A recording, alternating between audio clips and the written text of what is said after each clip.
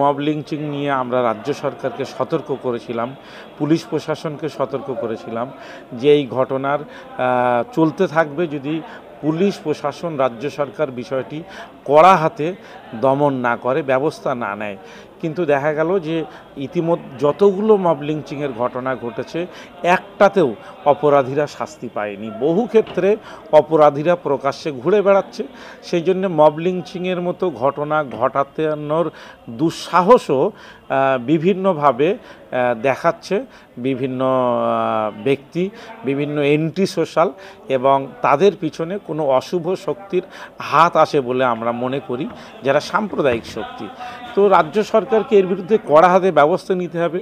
বিধানসভায় বিল এসেছে, কিন্তু সেই বিল নাকি এখনও পর্যন্ত রাজ্যপাল সিগনেচার করেনি। কিন্তু তখন যে ধনকার ছিলেন রাজ্যপাল, তিনি বদলে গিয়েছেন, নতুন রাজ্যপাল এসেছে, এত বিল আসছে, এত বিলের সিগনেচার হচ্ছে, কিন্তু সেই শুধুমাত্র মব লিঞ্চিংয়ের বিলটায় সিগনেচার হচ্ছে না। তাহলে কি বলবো, রাজ্য সরকার বা রাজভবন তারা কি চাইছেন যে মব লিঞ্চিংয়ের ঘটনাটা ঘটুক? তারা কি চাইছেন যে মব লিঞ্চিং দমন করার জন্যে এই মব লিঞ্চিং বিরোধী আইনটার কার্যকরী হওয়ার কোনো প্রয়োজন নেই? এর মধ্যে অনেক রকম প্রশ্ন রয়েছে এবং অনেক রকম অসৎ উদ্দেশ্য রয়েছে বলেই মব লিঞ্চিং ঘটছে। মব লিঞ্চিং কারা ঘটাচ্ছে, এর পিছনে কোন অশুভ শক্তি আছে, মব লিঞ্চিংয়ের সঙ্গে যারা যুক্ত তারা কোথা থেকে এসেছে? যে সন্দীপ সরকার বলে যে ঢোলা থানার পুলিশ অফিসার আছে, সে তার কার্যদের সঙ্গে যুক্ত। কেন সে এত সাম্প্রদায়িক দৃষ্টিভঙ্গি নিয়ে চলে? কেন তার হাতে একটি সামান্য চুরির অপরাধে যাকে অভিযোগে যাকে গ্রেপ্তার করা হয় তাকে পিটিয়ে মারতে হয়? এ অধিকার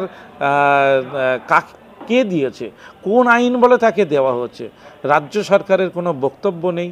সে পুলিশ অফিসার, জানি না যে এখনও গ্রেপ্তার করা হয়েছে কি না, কেন তাকে আইনের কাঠগড়ায় দাঁড় করানো হচ্ছে না? এসব রাজ্য সরকারের দায়িত্ব। সব বিষয়ে যদি রাজ্য সরকার ধরি মাছ না ছুঁই পানি অবস্থান গ্রহণ করে তাহলে চলবে না। আমরা একটা বিষয় সবসময় দেখেছি যে তৃণমূলের অনেক এমএলএ তারা বিধানসভায় সংখ্যালঘুদের জন্য কথা বলেন, এই অভিযোগ বারবার পায়। কিন্তু সেক্ষেত্রে নওশাদ সিদ্দিকী তিনি দাবি করেন যে সংখ্যালঘুদের বিষয়ে কথা বলেন। আজকে ওবিসি কনভেনশনে তাকে আমন্ত্রণ না জানানোটা কি কোথাও একটা ঘাটতি হয়েছে বা খামতি হয়েছে বলে মনে করছেন? না, আমাদের অরাজনৈতিক সংগঠন, আর আমরা চেষ্টা করি অরাজনৈতিক ব্যক্তিদের নিয়ে চলা। এখানে আসাম থেকে এসেছেন, এখানে হায়দ্রাবাদ থেকে ইন্টেলেকচুয়াল যারা তারা এসেছেন, তৃণমূলের এমএলএ। ওনার এটা পরিচয়ের থেকে উনি একজন আইপিএস এবং একজন ইন্টেলেকচুয়াল, সেই পরিচয়ের ভিত্তিতেই তাকে ডাকা হয়েছে, ইন্টেলেকচুয়াল হিসাবে ডাকা হয়েছে। কোনো পার্টির পরিচয়ে কাউকে এখানে ডাকা হয়নি। বিধায়ক নওশাদ সিদ্দিকীকে ডাকলে কি খুব ভুল হতো? না, আমরা রাজনীতিতে এক্ষুনি যেতে চাইছি না, যেহেতু সংখ্যালঘু যুব ফেডারেশন তার নিজস্ব অরাজনৈতিক যে দৃষ্টিভঙ্গি সেটা বহাল রাখতে চায়। সেই জন্যে নওশাদ সিদ্দিকী আন্দোলন করুক, সিদ্দিকুল্লাহ চৌধুরী আন্দোলন করুক, তাদের আন্দোলনের যেটা আমাদের কমিউনিটি বেস, সেই আন্দোলনের প্রতি আমাদের সহানুভূতি, নৈতিক সমর্থন নিশ্চয়ই থাকবে। আপনার নাম আর পরিচয়? মোহাম্মদ কামরুজ্জামান, সাধারণ সম্পাদক, সারা বাংলা সংখ্যালঘু যুব ফেডারেশন।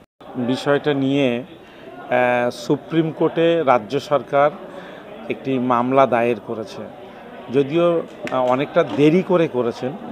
আমরা চাইছি যে কলকাতা হাইকোর্ট যে ওবিসি বিষয়ে যে ত্রুটিগুলো বলেছেন, সেই ত্রুটিগুলো চিহ্নিত করে রাজ্য সরকার অবিলম্বে সংশোধন করে ওবিসি যেভাবে চলছে সেভাবে চলার ব্যবস্থা করে দিন। যদি বিধানসভার বিল আনতে দেরি হয় তাহলে মন্ত্রিসভায় অন্তত সিদ্ধান্ত নিয়ে একটা অর্ডিন্যান্স ইতিমধ্যে জারি করা হোক, এবং সেটা 6 মাসের মধ্যে বিধানসভায় বিল নিয়ে এসে আবার সেটাকে আইনে রূপান্তরিত করা যায়।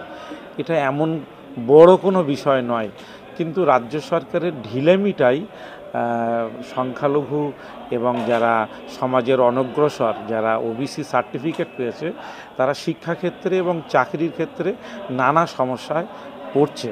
সেই জন্য আমরা চাইছি যে রাজ্য সরকার এই বিষয়ে একটা অধ্যাদেশ জারি করে, মন্ত্রিসভায় অর্ডিন্যান্স জারি করে বিষয়টার সাময়িক সমাধান করুক।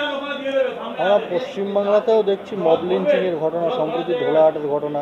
এই মব লিঞ্চিংয়ের ঘটনা আগে আমরা উত্তরপ্রদেশে দেখতাম, এখন পশ্চিমবাংলায় কিছুদিন আগেও মব লিঞ্চিং নিয়ে আমরা রাজ্য সরকারকে সতর্ক করেছিলাম, পুলিশ প্রশাসনকে সতর্ক করেছিলাম যে এই ঘটনার চলতে থাকবে যদি পুলিশ প্রশাসন, রাজ্য সরকার বিষয়টি কড়া হাতে দমন না করে, ব্যবস্থা না নেয়। কিন্তু দেখা গেল যে ইতিমধ্যে যতগুলো মব লিঞ্চিংয়ের ঘটনা ঘটেছে একটাতেও অপরাধীরা শাস্তি পায়নি। বহু ক্ষেত্রে অপরাধীরা প্রকাশ্যে ঘুরে বেড়াচ্ছে। সেই জন্য মব লিঞ্চিংয়ের মতো ঘটনা ঘটানোর দুঃসাহসও বিভিন্নভাবে দেখাচ্ছে বিভিন্ন ব্যক্তি, বিভিন্ন এন্টি সোশ্যাল, এবং তাদের পিছনে কোনো অশুভ শক্তির হাত আসে বলে আমরা মনে করি, যারা সাম্প্রদায়িক শক্তি। তো রাজ্য সরকারকে এর বিরুদ্ধে কড়া হাতে ব্যবস্থা নিতে হবে। বিধানসভায় বিল এসেছে, কিন্তু সেই বিল নাকি এখনও পর্যন্ত রাজ্যপাল সিগনেচার করেনি। কিন্তু তখন যে ধনকার ছিলেন রাজ্যপাল, তিনি বদলে গিয়েছেন, নতুন রাজ্যপাল এসেছে, এত বিল আসছে, এত বিলের সিগনেচার হচ্ছে, কিন্তু সেই শুধুমাত্র মব লিঞ্চিংয়ের বিলটায় সিগনেচার হচ্ছে না। তাহলে কি বলবো, রাজ্য সরকার বা রাজভবন তারা কি চাইছেন যে মব লিঞ্চিংয়ের ঘটনাটা ঘটুক?